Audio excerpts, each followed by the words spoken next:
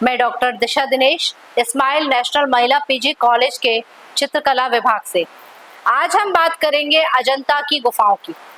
अजंता की गुफाएं महाराष्ट्र राज्य के औरंगाबाद जिले में स्थित हैं। ये गुफाएं विंध्या के सतपुड़ा पर्वतमाला के में बघोरा नदी के किनारे एक अर्धचंद्राकार रूप में हमें प्राप्त हुई है, जो लगभग 7 मीटर व 250 फुट ऊंची पहाड़ी है में उत्खनन करके बनाई गई है।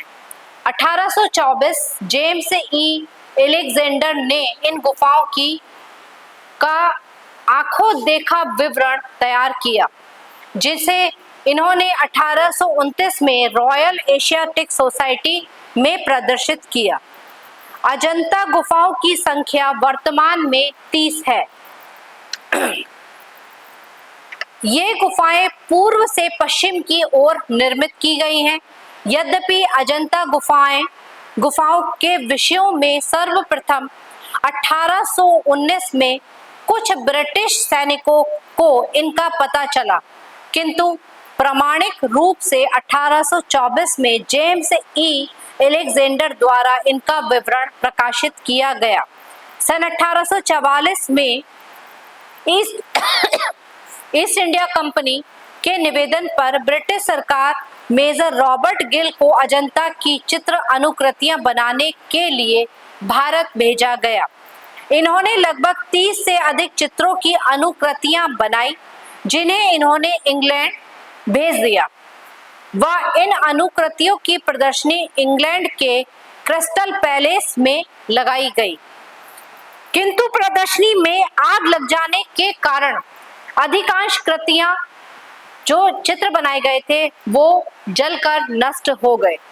इसके पश्चात 1872 से 76 के मध्य जे स्कूल के प्रधानाचार्य जॉन ग्रिफिथ्स व उनके शिष्यों ने अजंता की चित्रों की कुछ नई कृतियों की अनुकृतियां बनाई। सन 1909 से 11 के मध्य लेडी हरिंगम के साथ भारतीय कलाकारों में नंदलाल बोस, असित कुमार हालदार, समनेंद्र नाथ गुप्त, के वेंकटप्पा, सैयद अहमद, मोहम्मद अजलुद्दीन तथा ल्यूक जैसे प्रमुख कलाकारों ने पुनः अनुकृतियां बनाई, जो कि 1915 में लंदन में प्रकाशित भी हुई।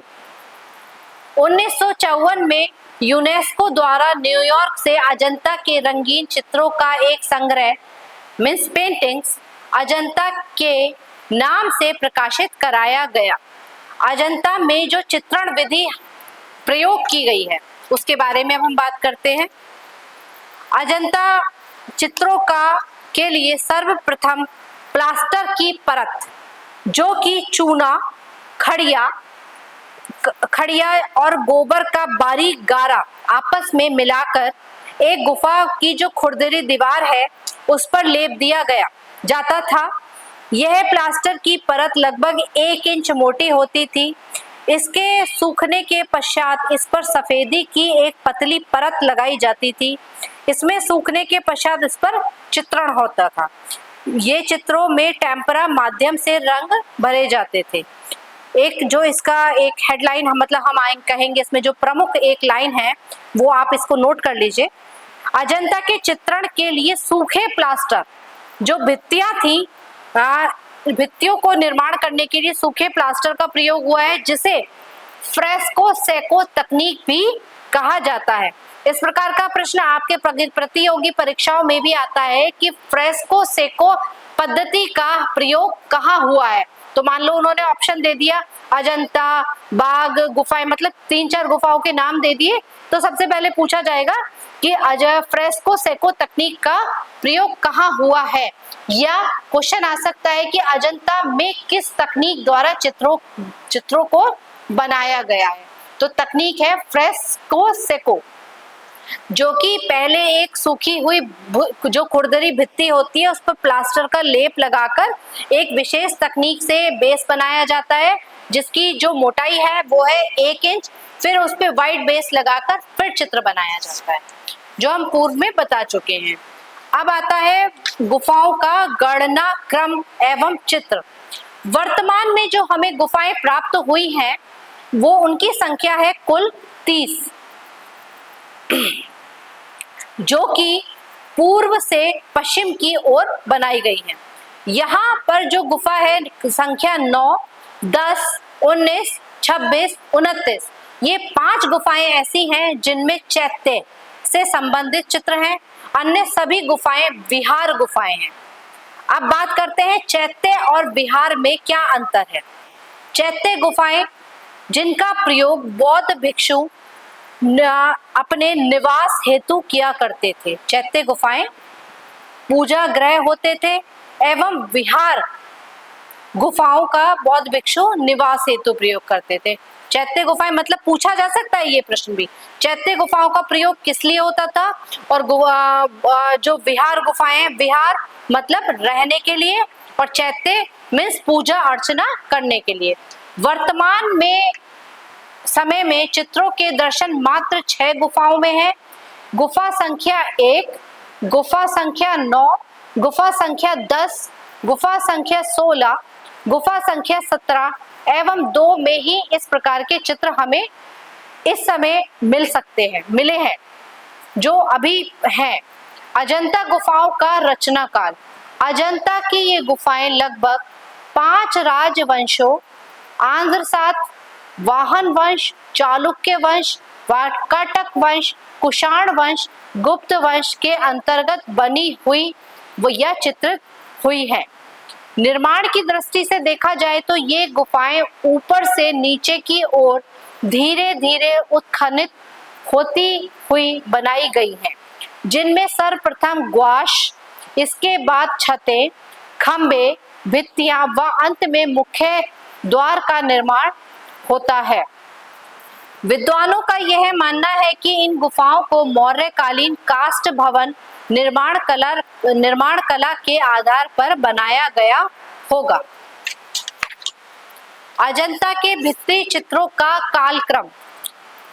अजंता के सबसे प्राचीन चित्र 9वीं व 10वीं गुफा में पाए गए हैं। इन आरंभिक चित्रों की शैली सांची के शिल्प शैली से समानता रूप में दिखाई पड़ती है। ये गुफाएं दक्षिण भारत के सातवाहन राजाओं के काल में चित्रित की गई हैं, जिनका समय लगभग 200 ईसा पूर्व माना गया है। यद्यपि सातवाहन शासक बौद्ध अनुयायी नहीं थे, किंतु इन्होंने बौद्ध धर्म प्रचार अवरोध उत्पन्न नहीं किया।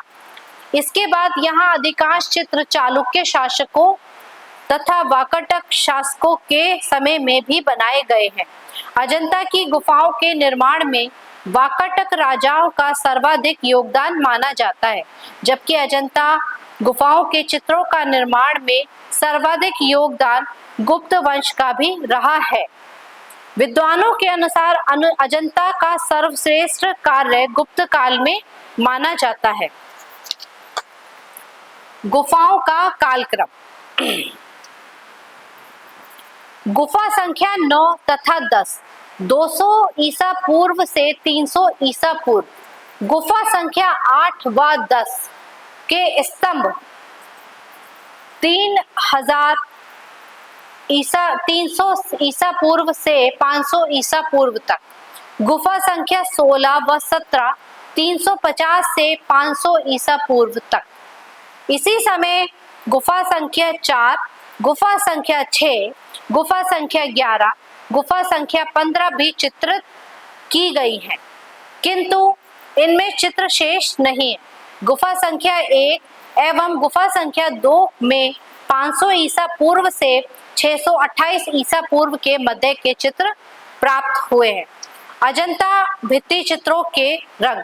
गुफा चित्रों में जिन रंगों का प्रयोग हुआ है उनमें लाल, पीला, सफेद, भूरा, गंदा, हरा, टेरावट, नीला आदि का प्रयोग किया गया है।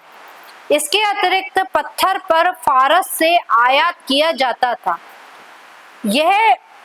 इन विषयों को अगर हम अजंता के चित्रों के विषयों की बात करें तो कला इतिहासकार वाचस्पति गैरला ने अपनी पुस्तक भारतीय चित्रकला में विषयों के आधार पर अजंता के चित्रों को 3 भागों में बांटा है। नंबर 1 है अलंकारिक चित्र। इनके चित्र अंतर्गत विविध आलेखन जैसे फूल, पत्ती, लताएं, कमल दल, वृक्ष, पशु पक्षी के अतिरिक्त विभिन्न राक्षस, यक्ष, गंधर्व, अप्सराएं आदि भी इनके विषयों की श्रेणी में आते हैं, जिन्हें अलंकारिक रूप में बनाया गया है। रूप भेदिक। इस श्रेणी में बुद्ध का जन्म से मृत्यु तक की विभिन्न घटनाओं, बुद्ध जन्म, गृह त्याग, महापरिनिर्वाण आदि के साथ बुद्ध के आध्यात्मिक दार्शनिक स्वरूपों जैसे पद्मपाणि, वज्रपाणि आदि का उल्लेख इन चित्रों में किया गया है। वर्णनात्मक दृष्टि से देखें, इसमें बुद्ध के समस्त जातक कथाओं संबंधित विषयों को रखा गया है, जैसे शिवी जातक, छंदक जातक आदि। प्रमुख गुफा व चित्रों का विवरण। गुफा संख्या 9 यह चैत्य गुफा है, जिसका समय लगभग 200 ईसा पूर्व से माना जाता है। इस गुफा में हीनयान व महायान दोनों संप्रदायों के से संबंधित चित्र हमें प्राप्त हुए हैं। प्रमुख चित्र: श्रवण कुमार की कथा, चरवाहे का दृश्य, खाली सिंहासन, आसीन नारी, स्तूप जातक, नागराज, श्याम जातक। गुफा संख्या 9 यह भी प्राचीनतम चैत्य गुफा है। इस गुफा के पीछे का हिस्सा घोड़े की नाल की तरह गोल है। यह गुफा भी 200 ईसा पूर्व की मानी जाती है। इसके जो प्रमुख चित्र हैं वो है बोधि वृक्ष, श्याम जातक, स्तूप जातक, कमल वन में क्रीड़ा, हस्ती जातक, नंद की कथा, विरह में व्याकुल रानी, छंद जातक, कल्याण मुद्रा में दाया हाथ उठाए हुए बुद्ध स्तंभ पर अंकित किए गए हैं। गुफा संख्या 16 यह गुफा विहार गुफा है जो चित्रों से भरपूर है। इस गुफा में प्राप्त एक लेख के अनुसार इसका निर्माण 475 ईसा पूर्व से 500 ईसा पूर्व के मध्य, जो कि वाकाटक राजा हरिवंश के मंत्री वाराहदेव द्वारा करवाई हुई मानी जाती है। इन जो गुफा संख्या 16 है उसमें कुछ चित्र प्राप्त हुए हैं, जिनमें प्रमुखतः मरणासन राजकुमारी, सुजाता द्वारा खीर ग्रहण, आजात शत्रु, बुद्ध जन्म के 7 पद, लुम्बिनी वन, बुद्ध का गृह त्याग, महा उमंग जातक, हस्ती जातक, वैराग्य चित्र, सोम जातक आदि प्रमुख है। इसके उपरांत में एक बात आप लोगों को नोट कराना चाहूंगी कि ये जो चित्र है इसमें सबसे अधिक जो प्रतियोगी परीक्षाओं में पूछा जाता है कि मरणासन राजकुमारी का चित्र हमें किस गुफा से प्राप्त हुआ है, या मरणासन राजकुमारी का जो चित्र है वो कौन सी गुफा है या गुफा संख्या क्या है। जैसे गुफा संख्या 16 से हमें मरणासन राजकुमारी का चित्र प्राप्त हुआ है, या अजंता की गुफाओं में हमें मरणासन राजकुमारी का चित्र प्राप्त है। अगर संख्या पूछी जाएगी तो 16 और गुफा पूछी जाएगी तो अजंता। अब हम अगली गुफा की बात करते हैं। यह है गुफा संख्या 17। इस गुफा में सर्वाधिक चित्र प्राप्त हुए हैं, इसलिए इस गुफा को चित्रशाला के नाम से भी पुकारा जाता है। इस गुफा का निर्माण भी वाकाटक राजा हरिवंश के राज्य के एक श्रद्धालु मंडलाधीश द्वारा कराया गया था। इस गुफा की छत्र में सुंदर अलंकरण अंकित किए गए हैं व इस गुफा के चित्र जो है अत्यंत उत्कृष्ट रूप में बनाए गए हैं। इस गुफा के चित्रों में अलंकरण बहुत अधिक मात्रा में किया गया है। गुफा संख्या 17 से प्रमुख रूप से जो चित्र हमें मिले हैं वो है माता पुत्र राहुल समर्पण, ब्रैकेट में लिख लेना आप लोग, राहुल समर्पण।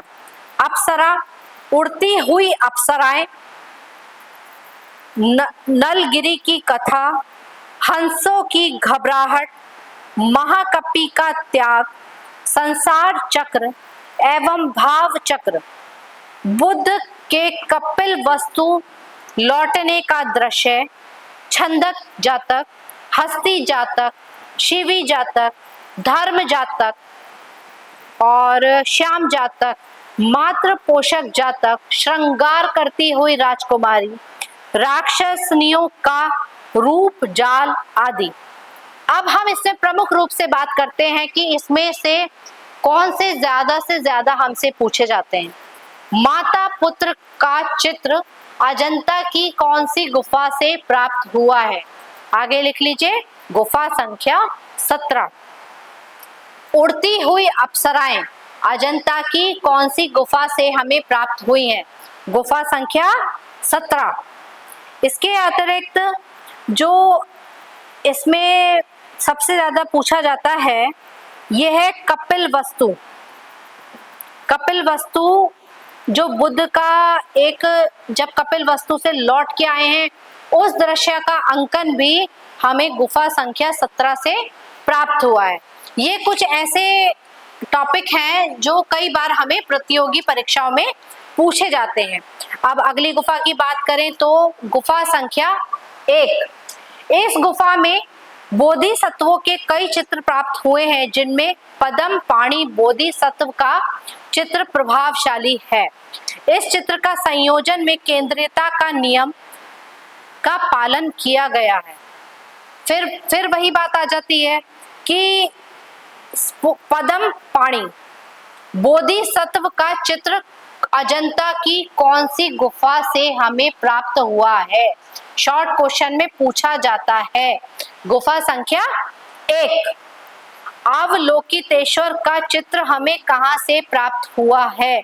लिखिए आप, गुफा संख्या 1। वज्रपाणि का चित्र हमें कहां से प्राप्त हुआ है? गुफा संख्या 1। काली राजकुमारी का चित्र हमें कहां से प्राप्त हुआ है? गुफा संख्या 1। शिवी जातक, शंखपाल जातक, महाउमंग जातक, महाजनक जातक, श्रावस्ती कंच का चमत्कार, नंद की दीक्षा, चींटियों का पहाड़ पर जाना, सांप की तपस्या, लौटते हुए बैल, मार विजय। ये भी एक प्रमुख विषय ऐसा है कि जो कई बार पूछा जाता है कि किस गुफा संख्या से हमें प्राप्त हुआ है। तो मार विजय का चित्र हमें गुफा संख्या 1 से प्राप्त हुआ है। अब द्वितीय जो विषय इसमें था, विदेशी मंत्रियों का स्वागत। तो ये कुछ ऐसे प्रमुख विषय हैं जो गुफा संख्या 1 से हमें प्राप्त हुए हैं। आप इसको प्रमुखता से नोट कर लीजिए क्योंकि इस प्रकार के जो क्वेश्चन हैं हमसे पूछे जाते हैं। तो आप इन विषयों को अलग से, जो इसके टॉपिक्स हैं, जैसे जो विषय मैंने बताए, बोधिसत्व हो गया, अवलोकितेश्वर हो गया, वज्रपाणि हो गया, काली राजकुमारी हो गया, नागराज की सभा हो गया, शिवी जातक, शंखपाल जातक, ये सभी विषय ऐसे हैं जो ये पूछा जा सकता है आपसे कि ये किस गुफा के विषय है। गुफा संख्या 1। अब हम कुछ जो पॉइंट्स है वो मैं आपको नोट करा देती हूँ। गुफा संख्या 26 में मार विजय नामक मूर्ति शिल्प जो कि रिलीफ में उत्कीर्ण किया गया है, नोट कर लीजिए। गुफा संख्या 2, इस गुफा का समय 500 से 550 ईसा पूर्व के मध्य माना जाता है। यह भी क्वेश्चन आ सकता है कि गुफा संख्या 2 का जो समय है वो कब से कब तक का है। तो क्या लिखेंगे? 500 से 550 ईसा पूर्व के मध्य। और मैंने अभी जो बताया था, मार विजय का जो मूर्ति शिल्प है वो किस तकनीक में बनाया गया है? तो लिखेंगे रिलीफ में गुफा संख्या 26 में मार विजय का चित्र बनाया गया है, जो कि उसकी तकनीक या पद्धति लिखा जाएगा रिलीफ में बनाया गया है। अब आ जाते हैं, बात करेंगे प्रमुख चित्र जिनके विषयों में हमसे बार बार पूछा जाता है।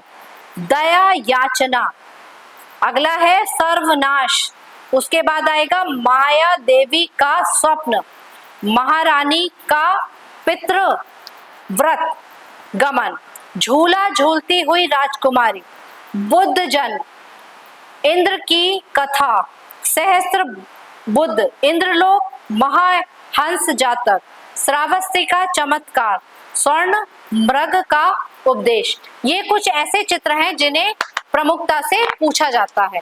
अब हम कुछ इंपॉर्टेंट टॉपिक जो विषय हैं इसके कुछ छोटे छोटे मैंने पॉइंट्स बनाए हैं, मैं आपको बता रही हूँ, लिख लीजिए आप। नंबर 1 है, अजंता के किसी भी चित्र में वैज्ञानिक या वास्तविक परिप्रेक्ष्य का पालन नहीं किया गया है। सब कुछ चित्र जो है वो काल्पनिक है, ठीक है। नंबर 2, यहाँ के चित्रों में काल्पनिक प्रयोग किया गया है। मैंने अभी बताया कि कुछ भी ऐसा नहीं है जो देखने में एक्चुअल लगे, मीन्स वास्तविक लगे। तो ऐसा है कि जो हम सोच रहे हैं, जो हमने एक अपना कल्पना में बना रखा है, उन्हीं चित्रों को यहाँ के भित्ति चित्रों पर बनाया गया है।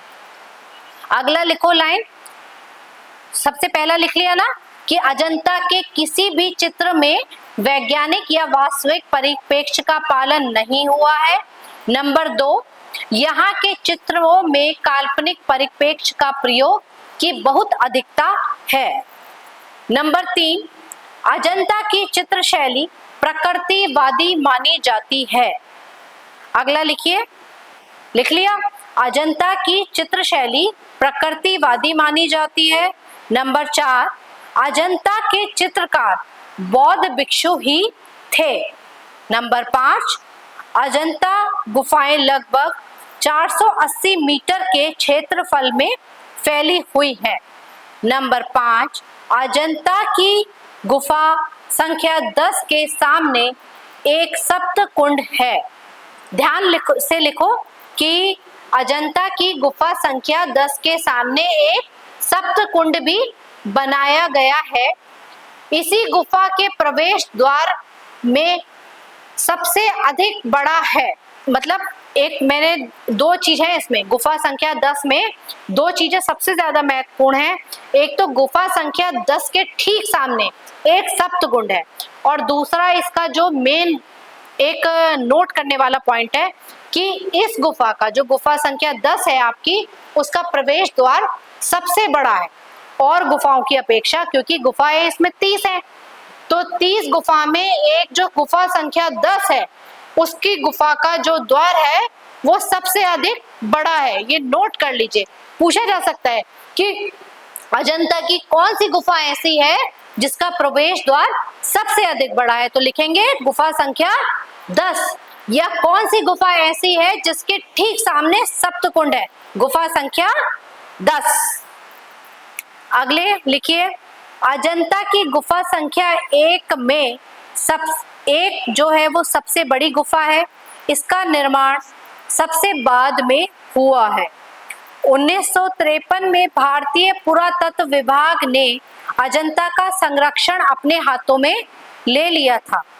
अजंता की मध्य की जो गुफा संख्या 16 है, इसी गुफा में वाकाटक लेख भी हमें प्राप्त हुए हैं। नंबर 10, अजंता भारत की शास्त्रीय चित्रकला कहलाती है। वह 1951 में इन्हें राष्ट्रीय स्मारक घोषित किया गया है।